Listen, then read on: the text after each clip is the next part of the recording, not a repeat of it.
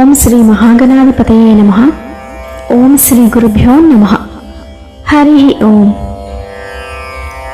సంతాన గణపతి స్తోత్రం. నమోస్తు గణనాథాయ సిద్ధిబుద్ధియుతాయ చ సర్వప్రదాయ దేవాయ పుత్రవృద్ధిప్రదాయ చ గురుదరాయ గురవే గోప్త్రే గుహ్యాసితాయ తే గోప్యాయ గోపితాశేషభువనాయ చిదాత్మనే విశ్వమూలాయ భవ్యాయ విశ్వసృష్టికరాయ తే నమో నమస్తే సత్యాయ సత్యపూర్ణాయ శుంభినే ఏకదంతాయ శుద్ధాయ సుముఖాయ నమో నమః ప్రపన్నజనపాలాయ ప్రణతార్తివినాశినే శరణం భవ దేవేశ సంతతిం సుదృఢా కురు భవిష్యంతి చ ఏ పుత్రా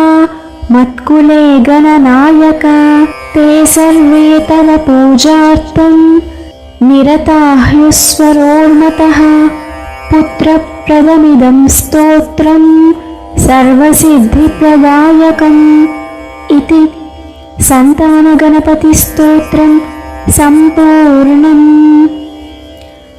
నమ శివాయ చ నమ శివాయ.